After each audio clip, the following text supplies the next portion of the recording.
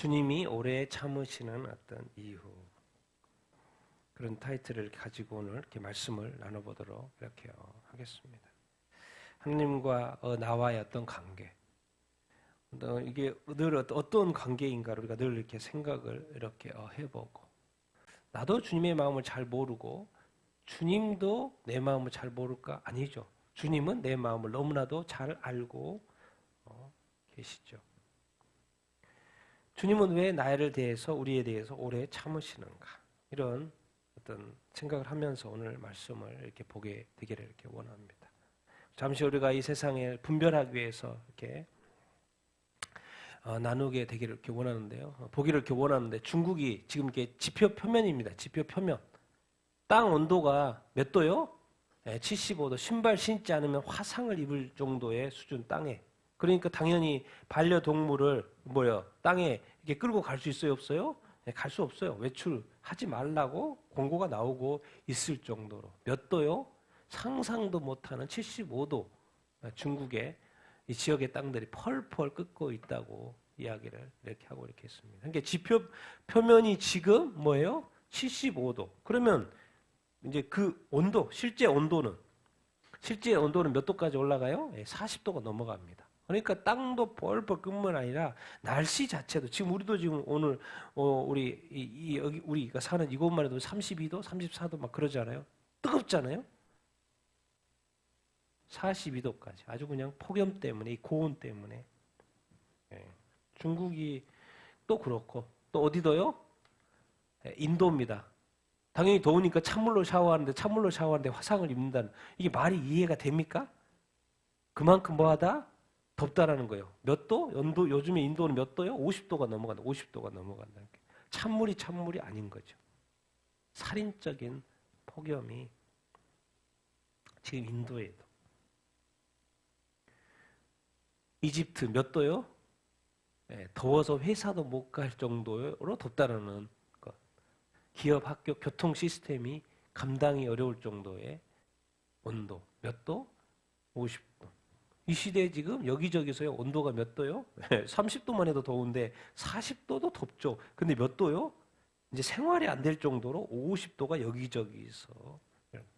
우리가 이 땅에서 우리가 살 때는 지상천국 이렇게 해서 이 땅에 대한 또 기대를 더 하게 되는데, 지금 요즘 시대의 날씨로 보면 자꾸 기대가 안 돼 정도로의 온도가 지금. 자, 우리 트르키에 몇 도요? 낮의 온도가. 터키죠. 터키 사상 최악 폭염. 터키도 몇 도? 45도. 기본 온도가 이 정도, 이렇게 지금 여기저기 나라에서 되고 있습니다. 템스 강이니까 당연히 영국이죠. 영국도 이례적인 폭염으로 고생을 이렇게 하고 이렇게 있는데, 이런 게 있어요. 1836년 이래 영국 남부 지역이 가장 건조한 기후다. 몇 년도요?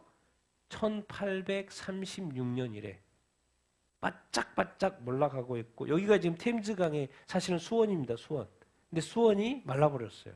그러니까 이 수원지가 여기 글 읽어보면 9km나 내려갔다는 거예요. 위에는 다 마르고 점점 더 내려갔다는 거예요. 수원지가.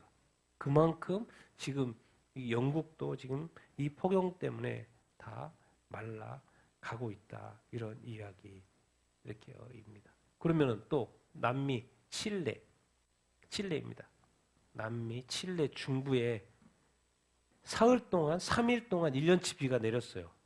당연히 감당이 됩니까? 안 됩니까? 배수 시설이라는 건 한계가 있죠. 지금까지 내렸던 그런 비들은 가끔씩 오니까 감당이 됐는데, 이 지금 1년치 비가 3일 동안 내려버리니까 어느 배수 시설이 이게 감당을 하겠습니까? 그러니까 이재민이 저렇게 4,000명씩 이렇게 발생할 수밖에 이렇게 없는, 이 땅에 이 시대의 어떤 이 자연이 점점 더 뭐랄까, 시간이 가면 갈수록 매해마다도 더 이게 파괴되져 가는 그런 어떤 모습을 우리가 보고 이렇게 있습니다. 그리고 미국도 지금 도로입니다. 도로.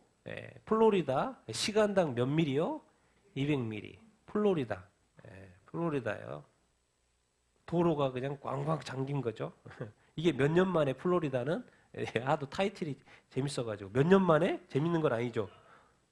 500년에서 1000년 만에 한 번 있을까 말까 한 플로리다 날씨라는 거예요, 지금. 도로가 잠겨버리고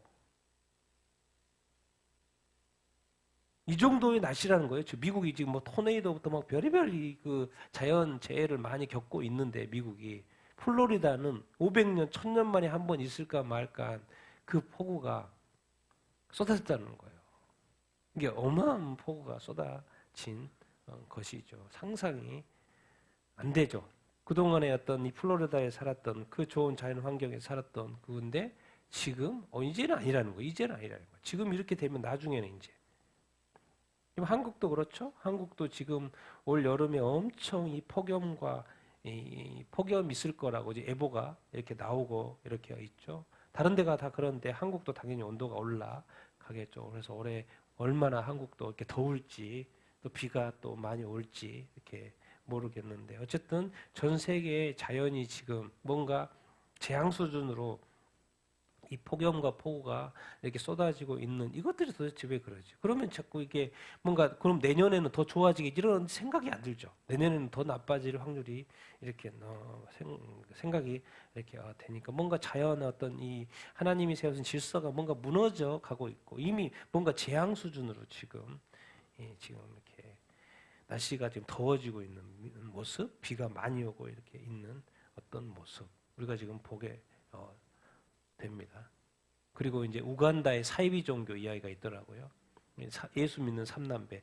이게 우간다 사이비 종교에서 얘들이 태어나서 자란 거예요. 근데 누가 그 애들한테 복음을 전해준 거예요. 예수님의 복음을. 그래서 그들이 예수 믿고 나와버린 거예요. 그랬단 이야기. 그래서 나와서 그들 찾아와가지고 구타하고 마을에서 쫓겨냈다. 그 말인 거예요. 전능자라는 어떤 이 신, 비사카라는 신이 이렇게 있는 이미 죽었어요. 90세 나이로. 이 코로나 때문에. 2021년도 코로나 때문에 죽었어요. 예수는 존재하지 않는 거짓말쟁이다가 거기서 가르친다는 거예요. 기독교를 비판하고 성경을 불태우라 이렇게 말한다라는 거예요. 그런데 놀랍게도 우간다나 콩고, 케냐, 루안다, 남수단, 탄자니아에 1000개 이상의 교회가 있고 신도가 몇 명이요? 보입니까? 500만 명이래. 500만 명. 그냥 심플하게 500만 명이 지옥 가게 생겼다니까요. 예수님을 비판하고 성경을 태우라 그러고 그리고 그 교주는 이제 벌써 죽어버렸어요. 코로나로 죽어버렸다니까요. 교주가 자기가 전능자라고 한 그 사람이 그래도 교주가 신도가 몇 명이요? 500만 명. 우리도 그렇잖아요. 우리 한국에 얼마나 재림 매수가 많았습니까? 우리 이단들 교주가 다 죽었잖아요. 죽었는데도 그 신도들 있어요, 없어요? 있어요. 이게 바로 미혹인 거예요. 이게 자기가 재림에서가 죽을 수가 없죠. 전능자가 죽을 수가 없죠. 신이 죽을 수가 없죠. 죽으면 그건 신이 아닌 거죠. 죽으면 재림예수가 아닌 거죠. 근데 죽었잖아요. 그런데도 그것을 믿어요. 그 누구 책임입니까? 자기 책임인 거죠. 판단력이 흐려지고 있는. 근데 이게 숫자 때문에. 자기 코로나로 지금 이 교주가 죽었는데도 불구하고 500명의 신도가 있다라는 거. 우간다에. 참 정말 이렇게 보면서 안타깝습니다. 이 시대 이 유럽의 어떤 또 영국의 기독교인들은 계속해서 종교를 해서 적대와 조롱을 경험할 수밖에 없죠. 지금 문화가 지금 완전히 기독교를 탈기독교화 시대, 노령화된 어떤 시대, 소수의 기독교만 남아있는 이 시대, 이슬람화 되어지고 종교 통합과 종교 다원주의화 된 시대, 그런 시대에 당연히 자기가 예수 믿고 교회 다닌다고 그러면 적대, 조롱, 절반 이상이 그럴 수밖에 없죠. 앞으로는 더 그러겠죠. 이런 뉴스는 그냥 자동으로 나올 수밖에 없는 뉴스예요. 뉴스가 나와서 하는 거죠. 자, 폴란드, 바르샤바, 관공서에서 십자가 전시 금지, 종교적 상징 이제 사용하지 않는다. 세속적인 성격으로만 간다. 바르샤바, 가톨릭 국가죠. 가톨릭 국가. 그래서 바르샤바, 폴란드에서 흔히 접할 수 있는 십자가를 관공서에서 볼 수 없는 첫 번째 도시. 왜 도대체 왜 유럽이라는 나라는 이 기독교 국가 이런 데서 왜 자꾸 예수님의 그 흔적을 자꾸 지우려고 그러지? 왜 십자가를 자꾸 제거하려고 그러지? 왜 이 기독교 국가들이 왜 그러지? 이게 바로 딴 게 아니야. 이런 게 배도죠, 배도. 뭐 십자가나 그런 걸 지금까지는 그렇게 걸어왔고 그 오랫동안 걸어왔으면서도 왜 지금에 와서 자꾸 이렇게 규정들을 만들어 가지고 십자가를 제거하려고 그러지? 이게 바로 배도입니다, 배도. 이라크 법원, 기독교인 어머니와 자녀에게 이슬람 개종 명령을 내린 거예요.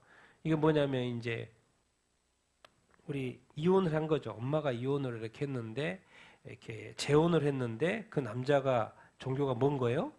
네, 무슬림인 거예요. 그러니까 이 무슬림 거기에 어떤 법에 따라서 자동으로 아내도 또 자녀들도 뭐로 개종을 해야 된다는 거예요? 이슬람으로 개종해야 된다. 그래서 이렇게 법원에서 그냥 다 개종해라 이렇게 명령을 내린 거예요.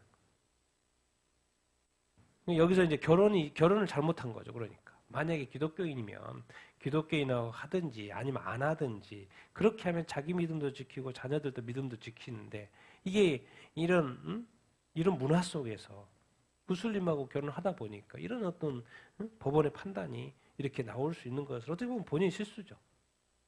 아무 생각 없이 했든지 아니면 어떤 이유가 있어서 했든지 간에.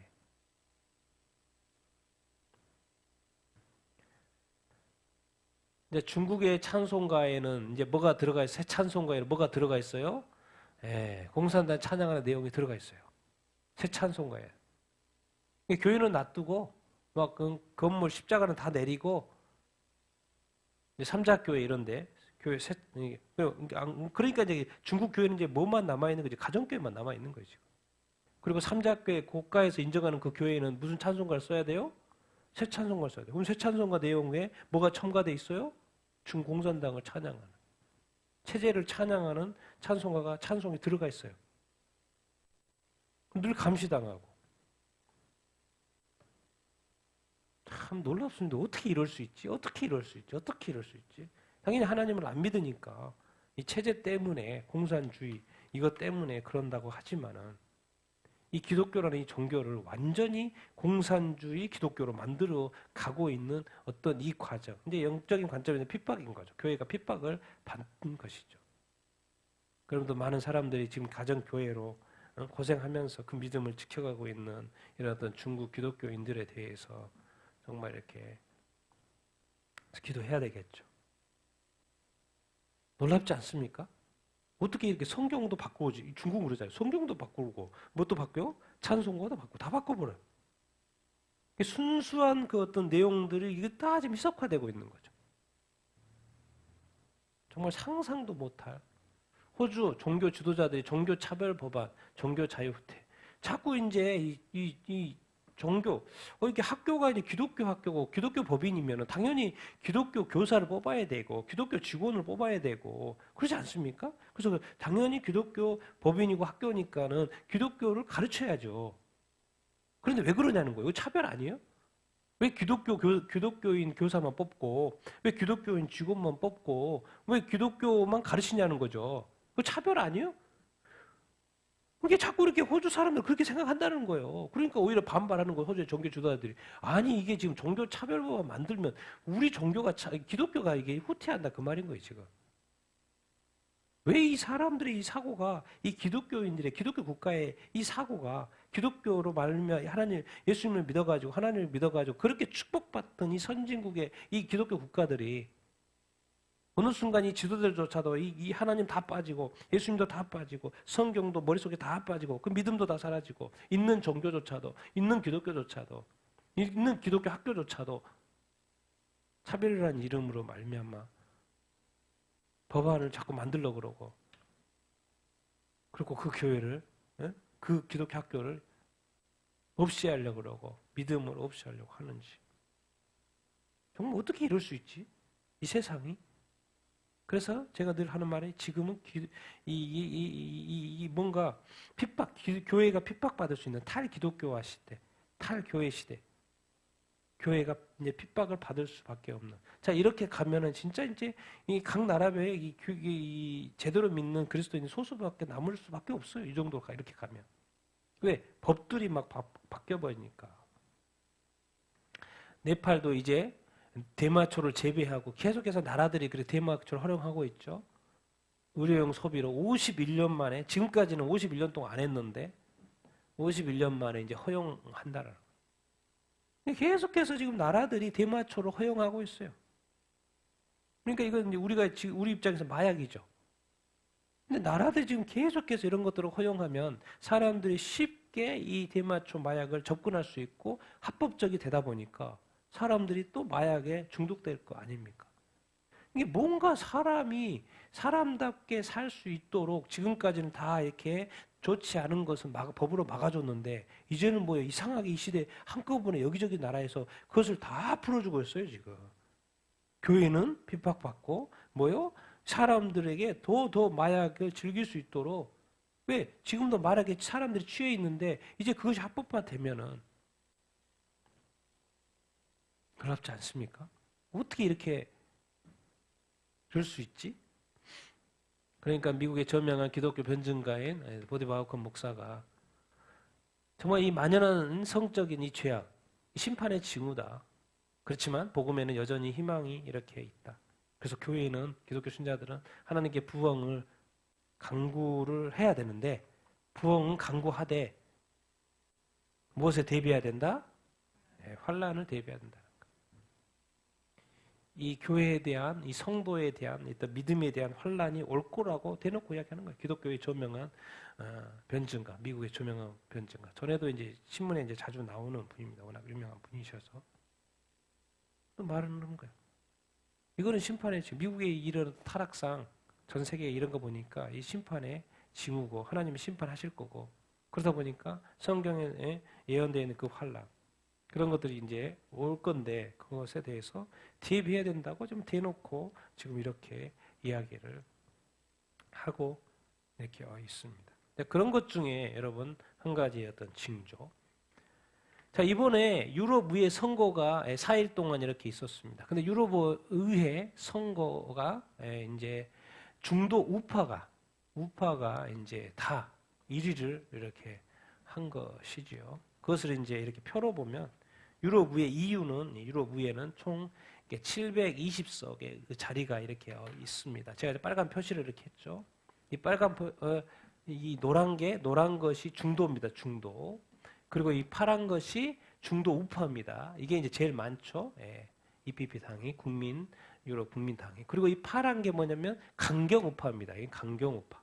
그리고 이 검은 게 뭐냐면 극우입니다. 극우 우파. 그러니까 이렇게 지금 우파가 많은 거죠. 그러니까 지금 우파가 이제 저기 했다. 왜 그래요?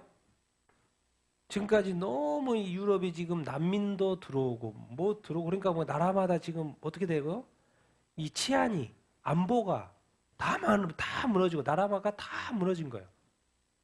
그러니까 젊은이들도 그렇고 또 이렇게 우파 쪽에서는 이런 난민 제한을 해야 되고 치안 뭐 이런 것을 강조하니까 다 사람들이 분위기가 지금 너무 이제 나라마다 막 혼란스러우니까 그 안보를 지켜줄 수 있는 우파 쪽으로 자꾸 사람들이 찍는 거예요.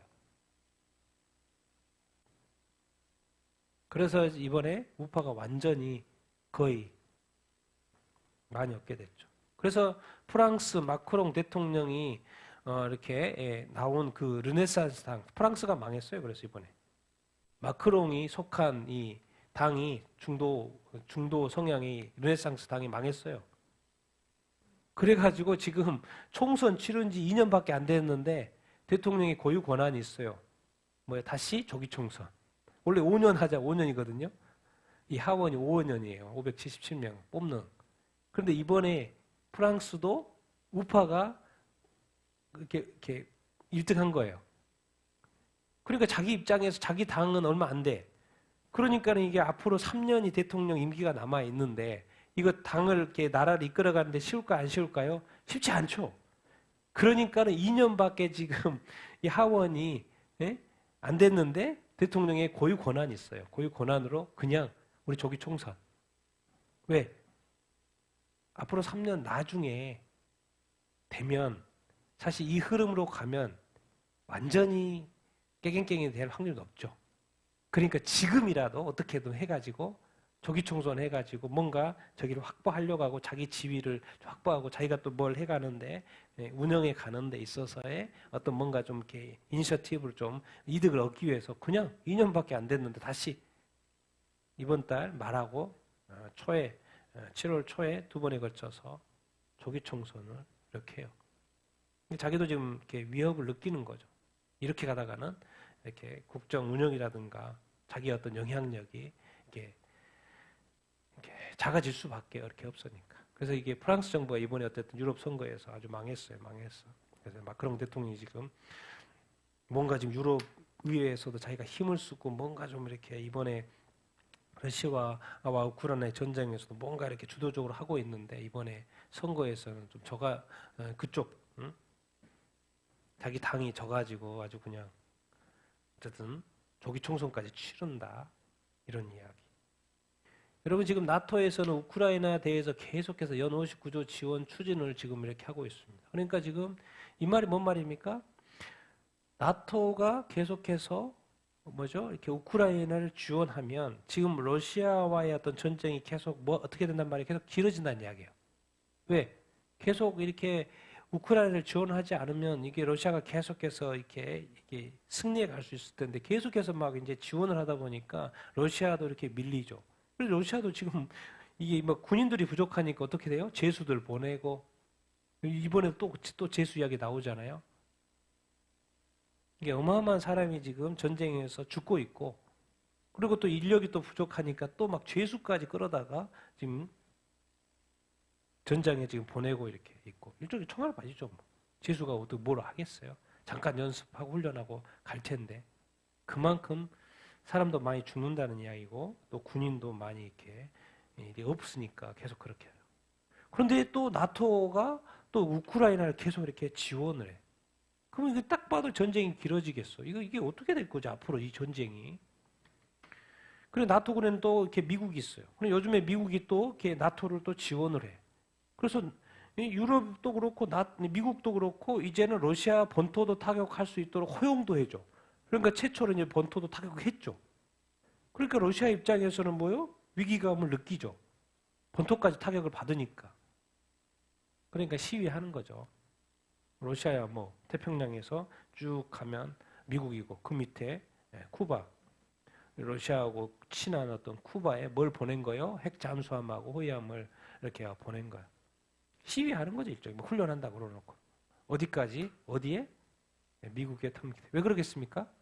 자꾸 그렇게 이 우크라이나 지원하지 말라는 그런 암시 이렇게 있죠. 왜? 미국이 그렇고 나토가 막 이렇게 다 같이 우크라이나를 지원하니까 지금 러시아가 힘들다는 거예요, 한마디로. 그러니까 우리 이거 뭐겠습니까? 핵 잠수함 보내고 핵무기가 들어있는 것 같지는 않다고 지금 미국에서는 발표를 하고 있는데 이렇게 핵 잠수함이 와 있고 이렇게 와가지고 쿠바 미국 바로 밑에서 이렇게 훈련하는 것은 뭐예요? 러시아 입장에서 우리는 너희들 언제든 칠 수 있다 그런 말인 거예요. 핵 날릴 수 있다 그런 말이 아니에요. 그런 걸 이제 암시하는 거죠. 훈련 차원에서 이렇게 한다고 이렇게 하지만 왜 이때 이렇게 하겠습니까? 미국이 자꾸 지원하고 막 이런 상황이 되니까 시위하는 것이죠. 그래서 또 러시아에서 이제 2월 중에 평양 간다고 하는 거죠. 평양 또 왜 가겠습니까? 전쟁하려면 계속해서 뭐가 필요해요? 무기가 필요하죠. 북한에서 계속 미국 무기 지원해 주니까. 그러니까 계속 이제 협력해야죠. 얼마 전에는 중국 방문했고 이젠 또 북한 이렇게 방문해가지고 북한 방문한 건 뭐예요? 중국은 뭐겠습니까? 중국도 지원 또 이렇게 북한도 이렇게 지원 여기는 또 무기 지원 이렇게 하고 또 이렇게 북중러는 항상 같이 움직이니까 이렇게 하고 지금 뭘 느끼는 거예요? 지금 푸틴의 입장에서는 지금 이게 전쟁이 이게 지금 뭔가 커지는 양상이고 그리고 지금 이렇게 나토와 미국까지 붙어 있는 상황이 되버리다 보니까 이게 자기가 위기감 제가 볼 때는 많이 느낀다고 봐요. 그러다 보니까 중국이나 이 북한이나 자기 어떤 그 터키나 자기 쪽의 어떤 사람들하고 자꾸 뭔가 연대를 해야죠. 그러다가 뭔가 전쟁이 커지면 같이 협력을 해야 하니까 이런 움직인 게 지금 이 푸틴이 움직이고 나토가 이렇게 우크라이나를 지원하고 이 움직이고 점점 더 지금 우리가 그냥 요즘에 자주 듣는 제 3차 대전으로 가는 그런 것이 아닌가 그런 생각도 언뜻 들고 뭐 앞으로 이제 두고 봐야 이렇게 되겠지만은 이렇기 때문에 이게 좀 급박하기 때문에 푸틴도 자꾸 움직이는 거죠. 뭔가 대비도 해야 되고 이 세계의 흐름이 이렇게 있는 거예요. 세계의 이렇게 흐름이 이렇게 있는 거예요. 자, 예루살렘 57주년 예루살렘의 날. 예. 1967년에 예루살렘이 회복이 됐죠. 그때부터 1967년부터 이제 올해가 지금 몇 주년? 57년. 지금 통곡에 모여서 이슬람들이 저렇게 많이 모여가지고 예루살렘의 날을 이렇게 축하하고 이렇게 있죠. 1900년 동안 이스라엘은 나라가 없었는데 1900년 동안 후에 이스라엘의 나라가 생기더니 그리고 또 예루살렘의 수도가 회복이 돼요. 그 회복이 된 지도 57주. 나라가 이제 생긴 지는 75년, 76년 됐죠. 근데 예루살렘까지 수도까지 회복이 된 어떤 상태. 그러니까 유대인의 입장에서는 최고죠, 예루살렘. 그리고 여기서 뭐 기도했겠습니까? 맞은편에 아라크 사원 거기에 성전산에 우리 빨리 저거 삼성전 세워야 되는데 그런 열망으로 계속 기도하고 있지 않습니까? 그래서 어느 순간 적그리스도가 나타나서 이스라엘에 평화를 갖다 주고 또 성전도 세울 수 있는 상황이 발생했을 때 그 사람을 메시아로 보게 되는 그런 상황이 발생하고 나중에 알고 봤더니 배신을 하네. 다시 돌아키고 또 예수 그리스도를 믿게 되는 그런 얘기들이 막 있지 않습니까?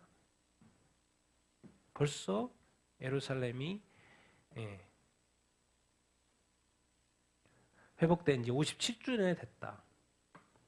그리고 지금 이스라엘은 지금 이제 북쪽에서 헤즈볼라 이렇게 이스라엘을 로켓을 계속 왜냐하면 이스라엘이 이제 레바논 남부의 야전 사령관 탈레반 압둘라라는 이과 4명의 지휘관 지휘관을 사살을 폭격을 해서 했기 때문에 이제 헤즈볼라도 이제 반격을 하는 차원에서 로켓을 250발 쏘고 또 몇 발 쐈어요?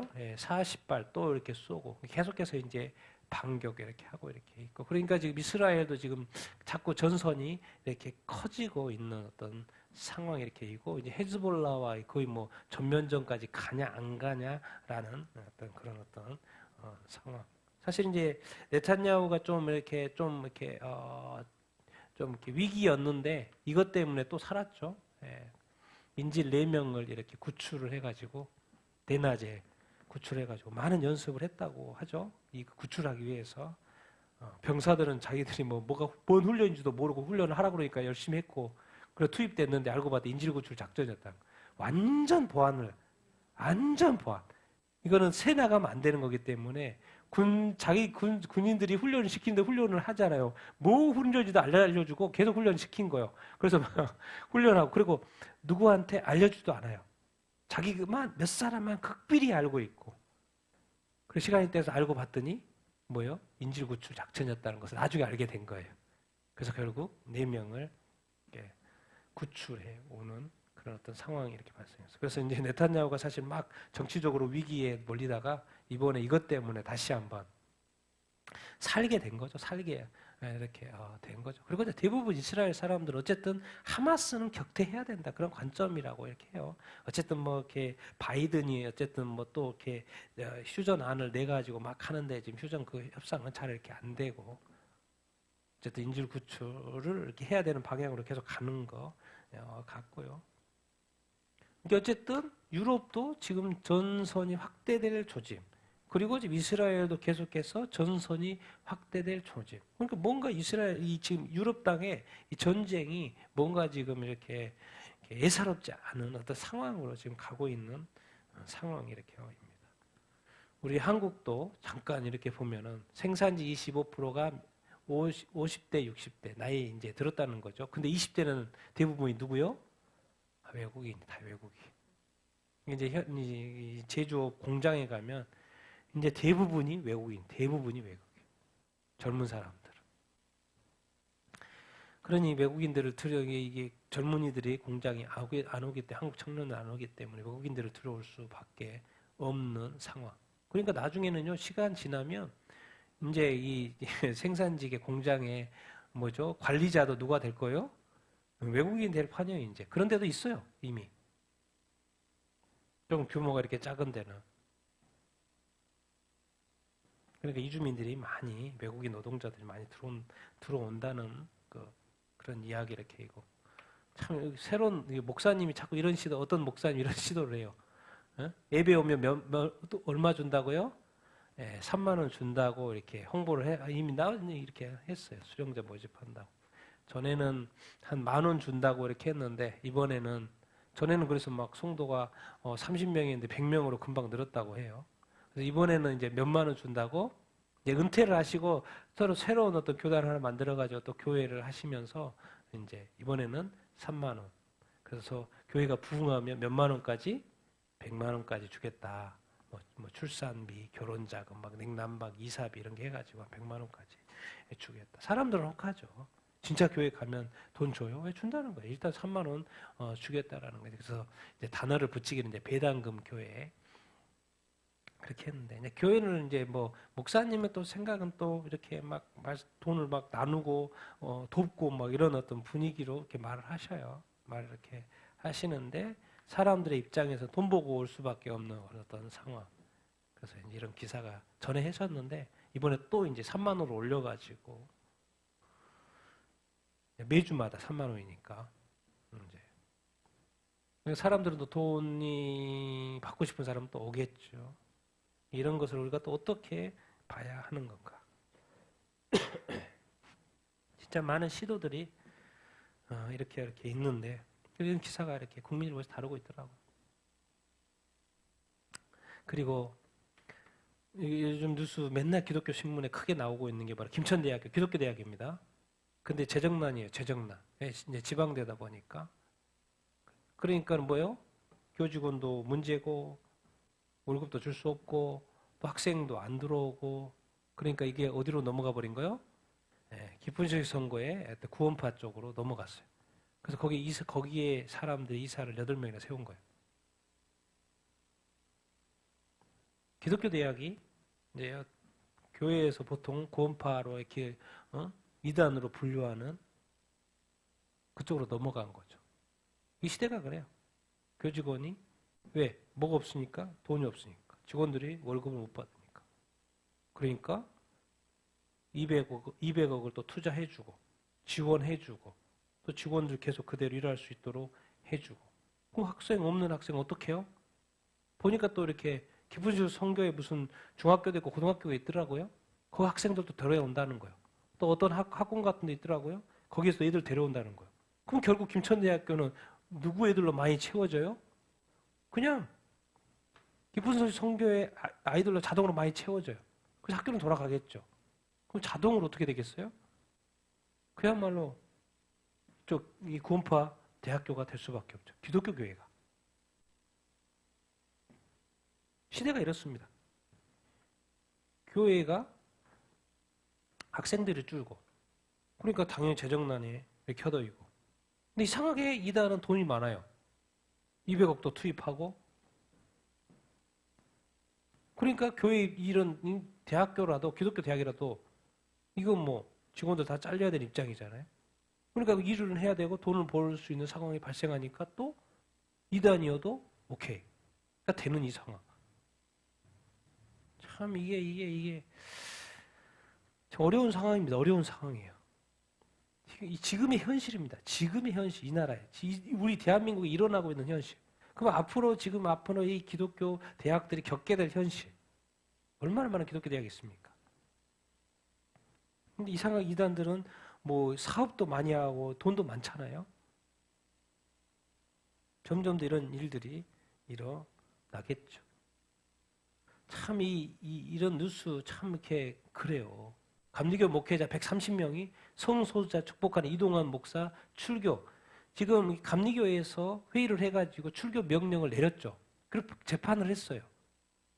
그랬는데 감리교 목회자 130명이 와가지고 서명을 받았는지 또 발표하는 거예요. 이동관 목사 출교를 취소하라고. 몇 명이요? 이번에 교회 축제 몇 명의 목사님이 나왔다 그랬어요? 30명이 나왔다 그랬죠? 여기는 지금 그러니까 퀴어를 축복하는 이동관 이렇게 목사를 또 옹호하는 감리교회 또 130명이에요. 130명.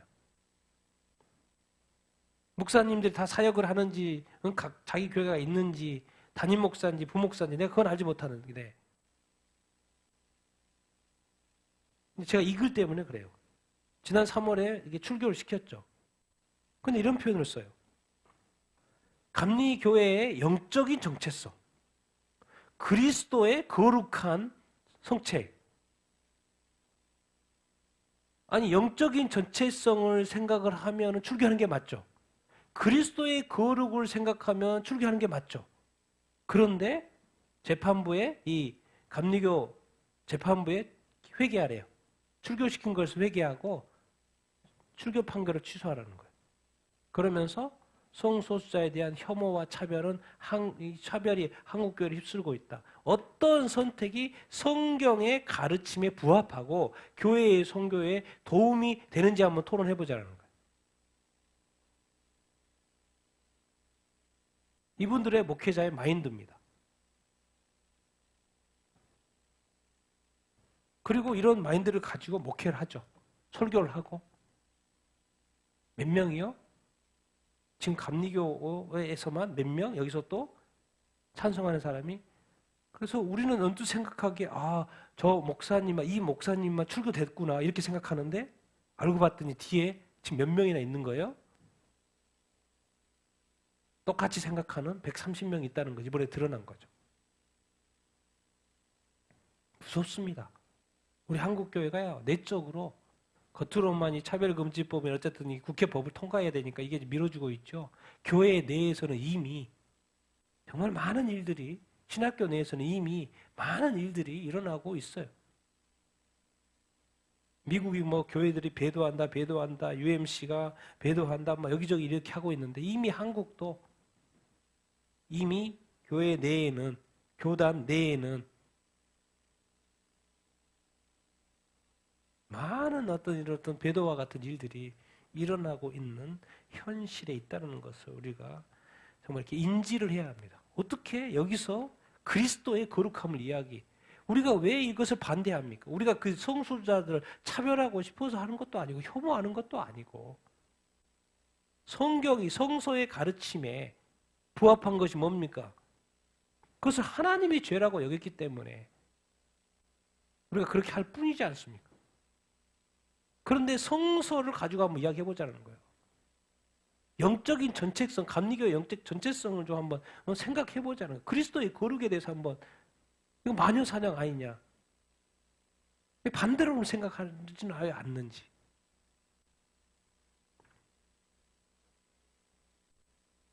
정말 어떻게 이렇게 우리가 교회가, 목사님들이 어떻게 이렇게까지 갈 수 있지? 여러분, 자꾸 이거를 보면서 뭘 생각해야 됩니까? 이 편들기예요, 편들기.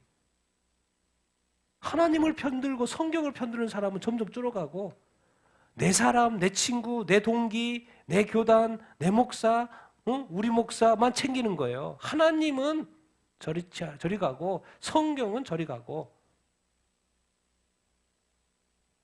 나와 같은 동기 목사, 나와 같이 생각하는 목사는, 자기 친구 목사는 소중하게 생각하고 하나님은, 성경은 버리고, 이런 시대에 우리가 살고 있습니다. 여러분, 제가 이렇게 질문을 던져봅니다. 도대체 왜 존재하지? 왜 지구가 존재하고, 왜 이 자연이 존재하고, 왜 이 수많은 이 땅에 지구 너머의 이 별들이 왜 이렇게 존재하지? 인간이라는 건 도대체 왜 존재하는 거예요? 나라는 존재는 왜 존재하는 거예요? 왜 부모라는 건 또 왜 존재하지? 부모는 나를 낳기 위해서? 인생이라는 거 뭐야? 안 살면 안 되나? 근데 나는 또 인생에 태어나서 인생을 살고 있네? 이 수많은 인생들은 또 뭐야? 삶이라는 게 뭐지? 왜 삶이라는 게 또 주어졌지? 그리고 남아있는 게 다른 사람들이 이렇게 많네? 근데 이 세상에 또 왜 이렇게 또 제약들이 많은 거야? 좋은 일만 있고 선한 것만 있으면 좋은데 왜 이 땅에 수많은 이 죄악들은 또 뭐지? 도대체 왜 이 세상에 나도 존재하고 사람도 존재하고 왜 이런 많은 것들이 존재하지? 근데 상식적으로 인간이 자연을 만들지 않았고 인간이 인간을 만든 건 아니기 때문에 당연히 신적인 영역을 생각할 수밖에 없죠. 그게 종교고. 근데 우리가 보통은 신은 육이라고 생각하지 않죠. 영적인 존재에서 영생하니까.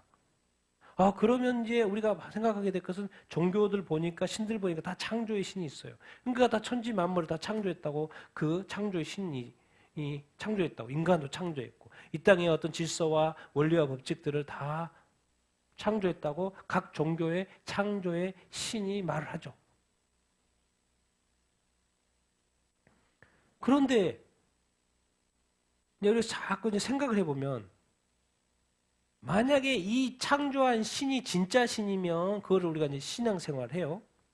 근데 만약에 그 신이 가짜 신이면 그게 뭐라고요? 종교라는 거예요. 아, 그러고 보면 여기에 진짜 신이고 가짜 신이 있구나. 그럼 진짜 신을 우리가 발견을 해야 되는 거네. 그럼 그 진짜 신이 누굴까? 끝까지 연구한 사람이 별로 없죠. 우리 기독교 입장에서는 그 진짜 신은 누군 거예요? 하나님인 거. 하나님이 세상을 창조했네. 인간을 창조했네. 자연 모든 만물 창조했네. 그리고 하나님이 천국에서의 그 삶을 사신 것처럼 인간의 일 위해서 우주를 만들고 이 지구를 만들어서 이 좋은 자연 속에서 정말 하나님이 살도록 허락하셨네. 그러니까 인생을 허락하는 거 감사, 삶을 허락한 거 감사, 또 부모를 통해서 낳게 했으니까 또 부모에 또 감사, 또 내가 인간인 존재로서 이 땅에 살아가는 거 감사, 또 하나님을 알게 된 거 또 이렇게 감사, 또 하나님을 알게 돼서 또 구원도 알게 되고 막 하나님을 예배하는 거 감사. 와, 알고 봤더니 하나님이 인간을 축복하시려고 그러신 거네. 다 알게 되는 거예요. 그런데 우리 타락한 인간은 질문을 던져보면 타락한 인간은 성경적으로 보면 뭐예요? 영이 죽었다고 그러죠. 그래서 타락한 인간은 다시 뭐가 된 거예요? 영과 육이 있는, 영이 있는 존재로 만들었는데 타락하면서 영이 죽고 이제 육적인 인간이 된 거예요. 타락한 인간은. 자꾸 신을 어떤 신으로 만들어요? 왜? 육적인 존재니까 자꾸 어떤 신으로? 보이는 신, 그걸 우리가 우상이라고 그러죠. 보이는 신이 나한테 익숙할까요? 보이지 않는 신이 익숙할까요? 보이는 신이 익숙해요. 그래서 모든 종교는 자꾸 뭔가 보여야 돼요. 우상이에요. 가서 절을 해야지. 왜? 인간이 육적인, 영이 죽은 상태에서의 육적인 인간은 보이는 신에 익숙하기 때문에 우상 숭배를 하는 거예요. 보이지 않는 신은 뭐 보이지가 않으니까. 하나님 또 만들지 마. 너희들이 내 형상을 보지 못했기 때문에 만들지 말라고 하셨기 때문에 이스라엘은 안 만들죠. 그래서 육적인 이 타락한 인간들은 자꾸 보이는 신, 보이는 종교를 만들어서 섬기는데 이제 그것이 가짜 이렇게 인 거죠. 그래서 세상은 그렇다 치더라도 이제 여기서부터 이제 고민. 세상은 이렇다 치더라도 이제 여기서부터의 고민. 교회에도 육적인 교회가 있을 수 있을까요? 교회가 육적인 크리스천, 육적인 성도, 육적인 신앙생활, 육적인 기도, 육적인 양식, 음식이죠 당연히. 육적인 양식은 음식이니까. 그러니까 육이 영을 지배하는 이거? 예수 믿으면 거듭나는데? 근데 늘 사는 거 보면 육의 소욕으로 살고 육의 열매를 맺어요? 아니 그러면 육적인 교회가 있으면 또 어떤 교회가 있을까요? 영적인 교회가 있을 수 있나? 아 그냥 예수 믿으면 다 그냥 크리스찬이고 다 교회 성도 아닌가? 제가 이제 구분해 보자는 거예요. 영적인 크리스찬, 영적인 성도, 영적인 신앙생활, 육적인 신앙생활, 영적인 신앙생활 틀리나? 영적인 기도, 육적인 기도, 영적인 기도 다른가? 똑같은가? 영적인 양식? 여기는 뭘 먹어요? 말씀, 성경 말씀을 먹어. 영의 양식이라고. 그리고 여기는 뭐가 지배해? 영적인 교회, 영적인 성도는 뭘 지배해요? 영이 육을 지배해요. 그러니까 자꾸 뭐가 작동해요? 내 안에서 성령의 소욕이 작동하고 성령의 열매가 맺혀요. 이걸 이제 영적인 크리스찬이라고 생각하면, 영적인 성도라고 생각하면, 그럼 육적인 크리스찬, 분명히 예수님을 믿고 교회를 다니는데 집에는 육이 뭘 지배해요? 영을 지배하는 삶을 사는 거예요. 그러니까 뭔가 신앙생활하고 교회를 다니는데 뭔가 죄 가운데 쉽게 나아가는 거예요. 육의 소욕이 더 강렬하게 역사하고 그런 열매 맺는 것을 좋아하고 이렇게 즐겨요. 그러면 도대체 이 육적인 것과 영적인 것의 그 갭은 뭐지? 도대체 왜 생기는 거야? 도대체 왜 생기는 거지?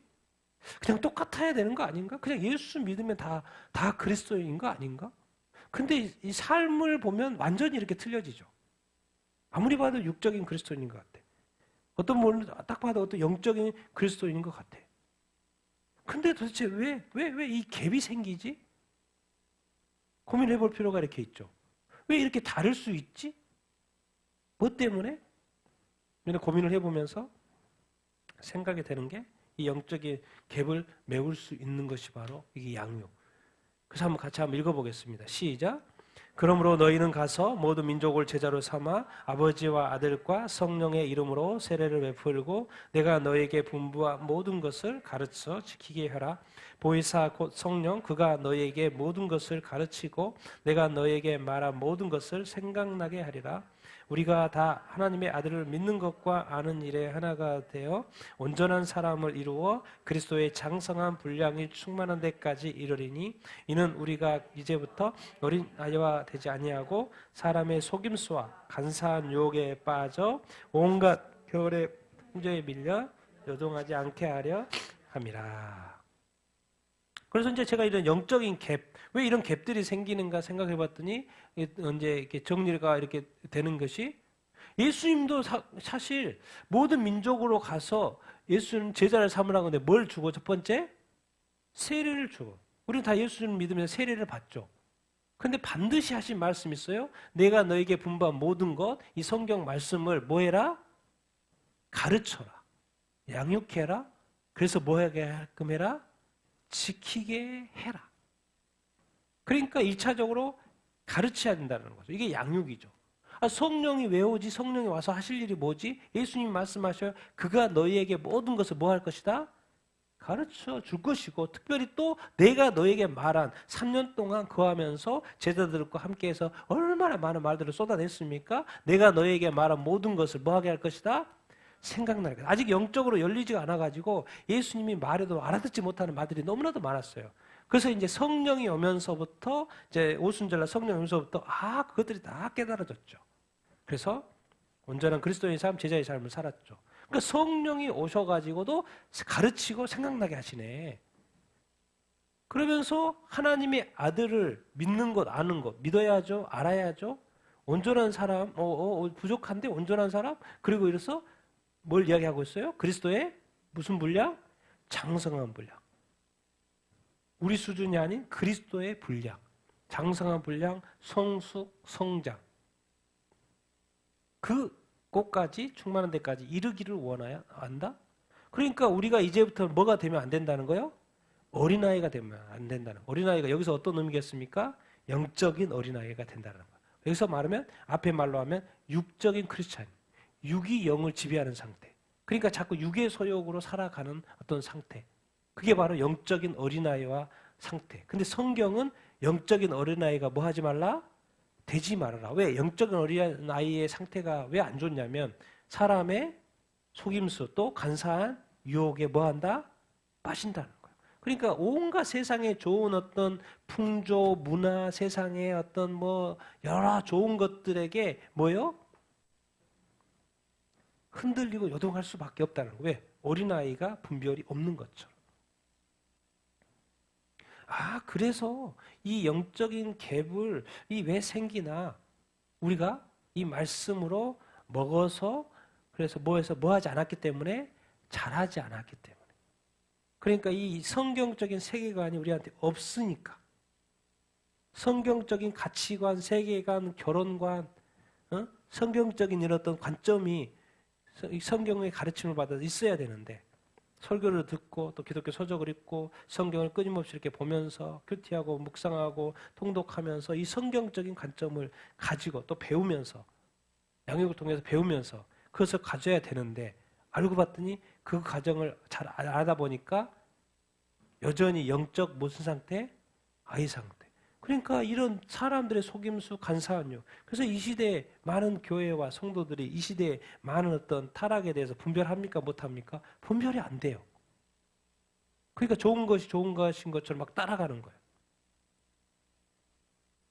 그래서 그 갭이라는 것이 결국 사람은 태어나서 이렇게 젖을 먹고 그 다음에 밥을 먹고 초등학생이 돼서 중학생이 되고 고등학생이 되고 대학생이 되는 이런 또 성인이 되는 이 과정을 다 순차적으로 이렇게 육적인 상태가 하는 것처럼 해야 되는데 영적인 상태는 뭐요? 예수 믿고 세례 받고 이게 그 다음에 끝인 거예요. 그리고 교회만 다니고 예배만 드려. 양육을 제대로 받지 못해. 자기도 성경도 안 봐. 뭐 좋은 것도 많고 바쁘기도 하고 성경도 안 봐. 직장 생활하면 또 바빠서 성경도 이렇게 안 봐. 그리고 간신히 주일 예배만 드려. 뭐 기도를 또 하는 것도 아니고 기도는 또 필요할 때만 하고.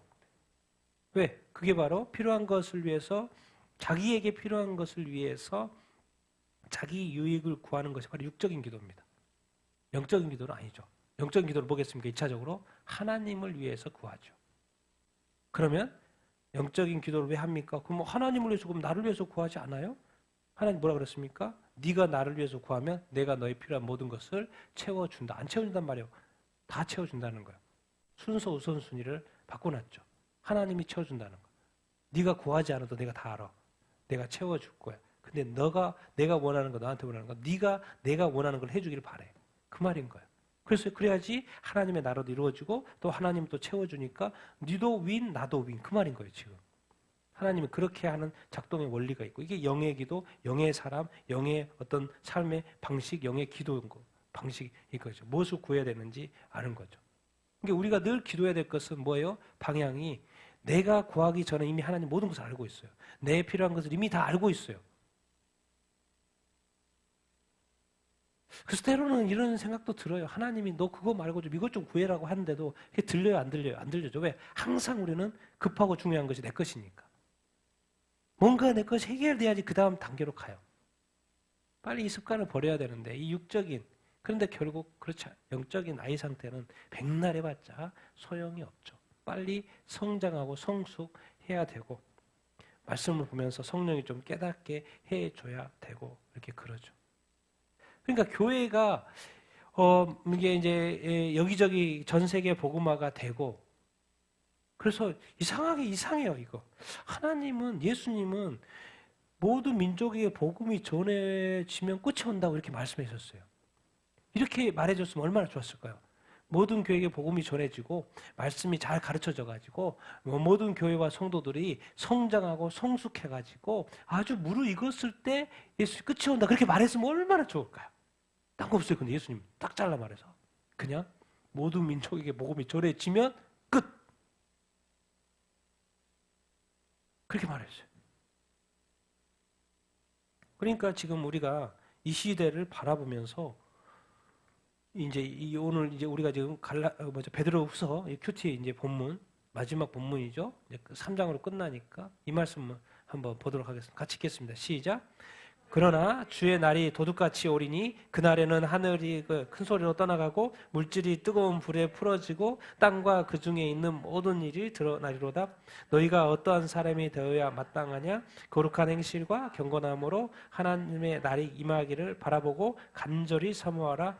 우리는 그의 약속대로 의가 있는 곳인 새하늘과 새 땅을 바라보도다. 그러므로 사랑하는 자들아 너희가 주 앞에 점도 없고 흠도 없이 힘쓰라. 베드로가 이제 한 2년 있으면 죽어요. 이제 몇 년 있으면 순교해야 해요. 지금까지 예수 그리스도의 제자로서 열심히 살아왔어요. 자기의 죽음이 임박해 가고 있는 것을 자기도 알아요. 그럼 마지막에 그리고 베드로 아이고 노부여가지고 글도 잘 못 쓰는데 그래서 마지막에 그래도 이렇게 수제자 아닙니까? 수제자 아니에요. 예루살렘의 지도자 아닙니까? 수석 제자고. 그래서 마지막 그래도 글을 써가지고 남겨요. 베드로전서, 베드로후서. 죽기 몇 년 전에. 그리고 베드로전서는 썼고 이제 후서 마지막. 근데 그 내용이 뭐요? 재림에 대한 내용. 왜? 그 당시에 또 재림의 또 이슈가 이렇게 있었으니까. 그 당시 제자들은 생각했어요. 예수님 이런 말 했거든요. 예수님이 죽으실 거예요. 첫 번째 이제 예수님 십자가 고난 이야기할 때 예수님이 따라다니면서 그때 이야기할 때 이렇게 했어요.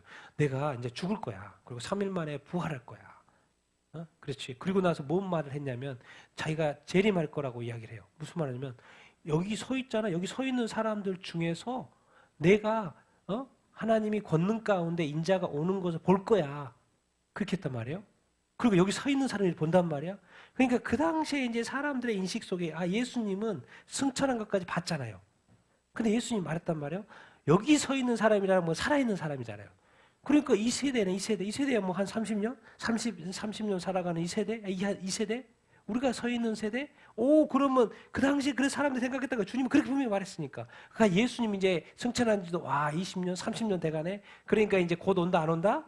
곧 온다고 생각한 거예요. 그러니까 왜 예수님 그렇게 말씀하셨으니까. 여기 서 있는 사람들 중에 살아있는 사람이잖아요. 참 그것도 예수님이 참 표현을 잘하신 것 같아요. 그러면 모든 시대의 사람들이 1세기, 2세기, 3세기, 5세기 지금까지 성경 볼 때마다 뭐예요? 여기 살아있는 사람들 중에 예수님 온다는 말이 뭐예요? 모든 시대마다 무슨 의식을 하는 거예요? 예수님이 재림 의식을 가지고 살게끔 한 거예요. 동일한 기회, 동일한 생각을 준 것 같아. 그러니까 그 당시에 제자들도 사람들도 이제 조금 있으면 예수님 오겠네. 근데 예수님이 와요, 안 와요? 안 와요. 그러니까 거짓 교사들이 나타나가지고 예수님이 뭐 온다며 왜 안 와? 거짓말 아니야? 그런 식으로 거짓 교사들이 나온 거예요. 근데 제자들은 분명히 들었거든요. 주님이 여기 서 있는 사람들 중에 권능 가운데 임하신다고 말씀을 했고 하나님의 나라가 임할 거라고 말을 했기 때문에 끝까지 믿는 거죠. 그 사고를 가지고 있는 사람들에게. 그래서 와야 될 예수님이 안 오고 있는 사람들. 그다음 거짓 교사들에게 뭐예요? 막 이렇게 거짓이 막 이런 말을 듣고 있는 상황에 베드로가 지금 말하는 거예요. 분명히 주의 날은 뭐같이 올 것이다? 도둑같이 올 것이고 그날에는 하늘과 또 물질이 이 땅에 있는 모든 것들이 뭐 하게 될 것이다? 다 풀어지고 불타고 다 드러나게 될 것이다 라고 말을 하는 거예요. 주님께서는 1000년이 하루 같고 하루가 1000년 같다는 말이 그래서 베드로가 하는 거예요. 주님은 반드시 오신다는 거예요. 그들에게 절대로 그들의 말에 흔들리지 마라. 그런데 이제 베드로가 강조하는 건 그래요. 주님 다시 오시는데 정말 도둑같이 올 텐데 너희가 어떠한 사람이 되냐. 그러니까 오시는 것은 주님이 오시는 것이고 니들이 준비되는 게 더 중요하다는 말을 표현을 해요. 너희가 거룩한 행실과 또 뭐예요? 경건함으로 하나님의 날이 임하기. 하나님의 날은 뭐겠습니까? 주님의 재림. 재림이 임하기를 뭐하고 바라보고 또 뭐해라? 간절히 사모해라. 반드시 주님의 날은 온다. 하나님의 날은 온다. 주님은 제시를 한다. 그렇기 때문에 그 날을 바라보고 간절히 사모해라. 요즘의 문제, 간절히 사모합니까? 주님의 날을 사모 안 하죠. 그런데 베드로는 말해요. 마지막 이 베드로후서 3장에서 간절히 사모해야 된다. 하나님의 나라가 임하기 주님의 재림을 바라봐야 한다. 1차적으로. 그 주님이 오시면 거기에는 정말 죄와 사망과 죽음이 없고 고통이 없는 의가 있는 곳. 뭐요? 새하늘과 새 땅. 우리가 바라본다는 것. 근데 기다리는 사람, 교회 성도들에게 뭘 강조해요? 거룩한 행실과 경건함. 그러니까 지금 자기 점검이 필요한 거예요. 내가 거룩하게 살고 있나? 내 거룩한 언행? 나는 경건하게 살고 있나? 또 좀 더 이해하기 쉽게 우리가 하나님 앞에 설 텐데 뭣도 없이, 점도 없이, 뭣도 없이, 흠도 없이. 하나님은 거룩하신 분이라니까요. 그러니까 우리가 거룩하게 살고 있어야 되겠죠. 왜? 갑자기 오시니까. 준비하고 있어야 돼요. 그러니까 거룩하게 살아야 되는 게 준비인 거고 간절히 사모하면서. 근데 점도 없이 흠도 없이. 이 말은 왜 하겠습니까? 이제 구약의 생각을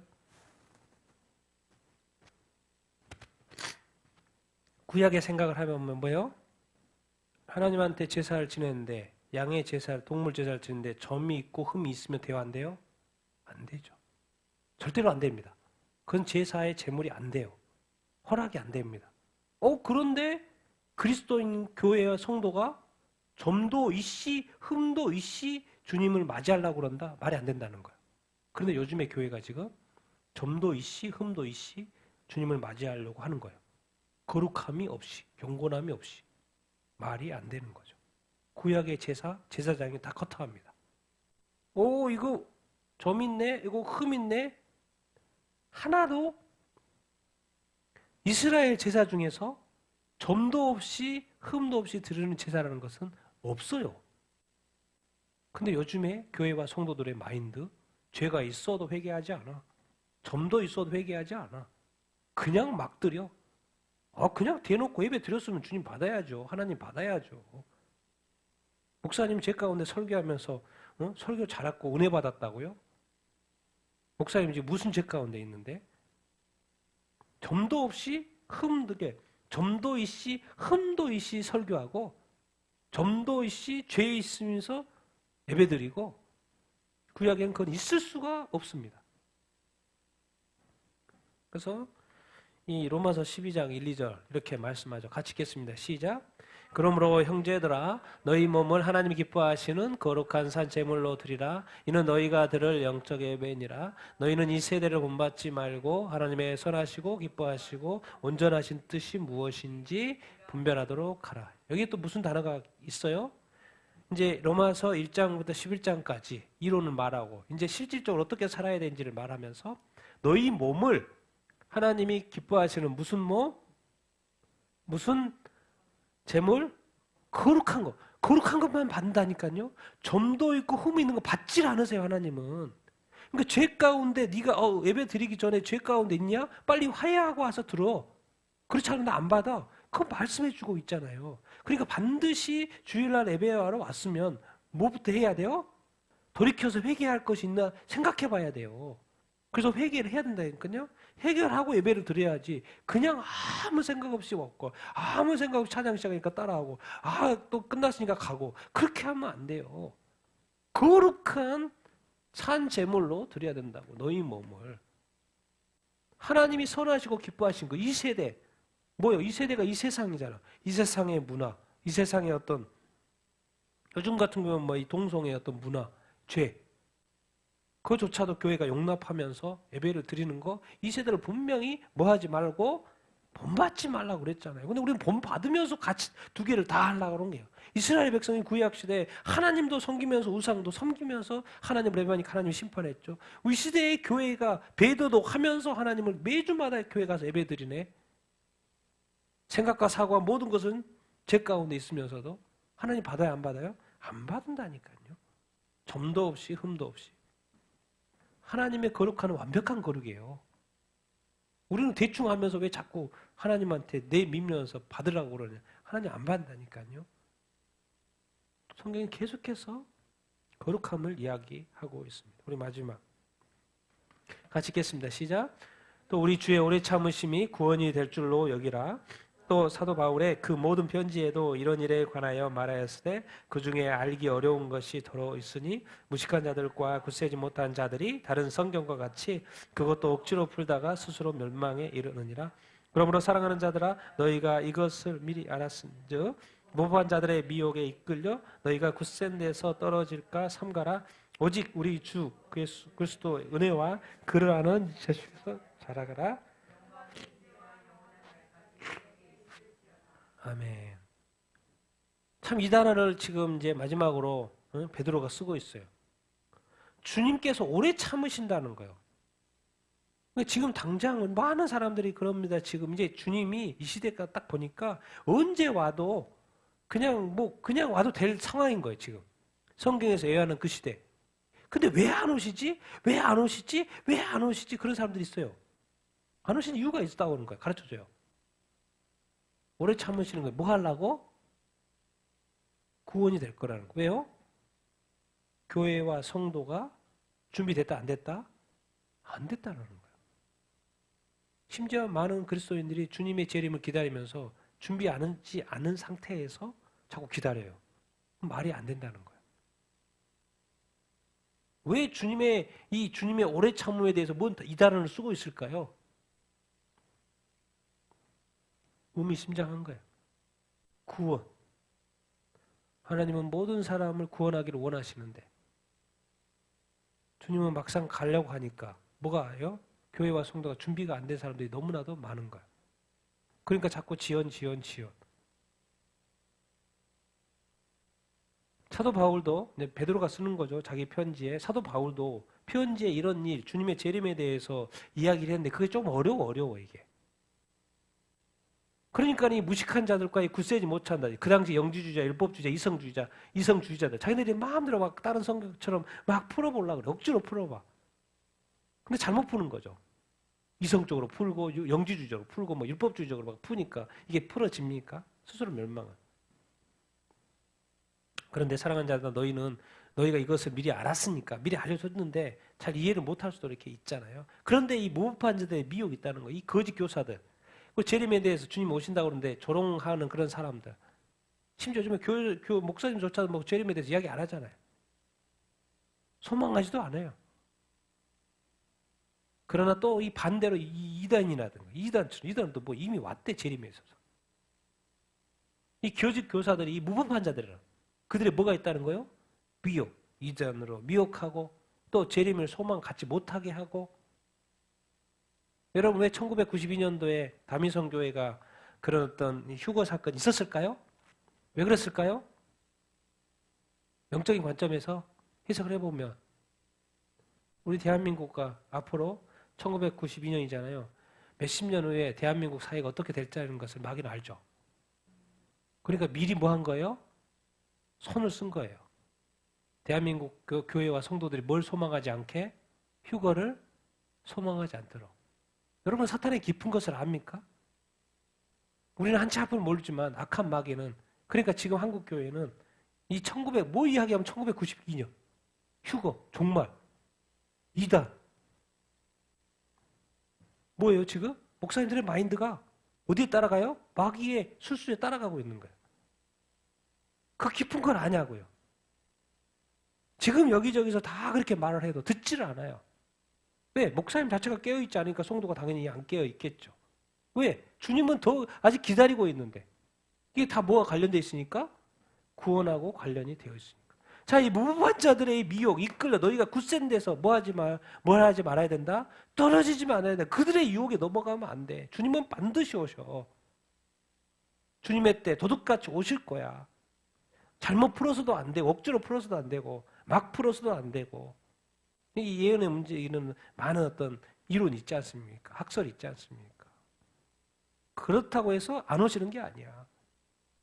너희가 가지고 있는 이 굳센 믿음과 어떤 성경 말씀에 대해서 떨어지면 안 돼. 그 믿음 흔들리면 안 돼. 그러면서 마지막 우리 주 예수 그리스도의 은혜와 그를 아는 지식에서 뭐 해라?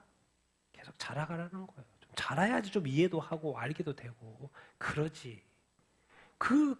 이 어린 상태에서는 아무것도 안 된다는 거, 아무것도 안 된다는 거. 미혹에 당연히 넘어갈 뿐만 아니라. 그리고 얼마나 많은 그리스도인이 성경도 제대로 뭐 알지 못하다가 뭐 미단이 말을 하면 성경하고 서로 대놓고 서로 공격도 해보고 이렇게 싸우도 보고 해봐야 되는데 그런 그리스도인이 어디가 있어요? 다 넘어가지. 목사님도 가고 장로님도 가고 그래서 거기가 좋대. 왜? 또 갔더니 막 사람들이 너무나도 많네. 그러니까 부흥하네. 그러니까 거기가 진짜 같잖아요. 왜 그럴 것 같아요? 마지막 시대는 왜 이단이 부흥할까요? 이유가 있어요. 왜? 가짜 그리스도인 신앙들 분별하는 거예요. 근데 애초에 가까이 하려고 하지 마십시오. 그렇게 애매하게 믿었던 사람들, 성경도 제대로 알지 못했다가 제대로 자기가 읽는 성경 이해도 못해가지고 끙끙거리고 성경도 보지 못하다가 거기서 또 성경 풀어준다고 가서 이해가 됐다고 좋다고 감사하다고. 그거는요, 주님이 다시 오시면 다 판결이 됩니다.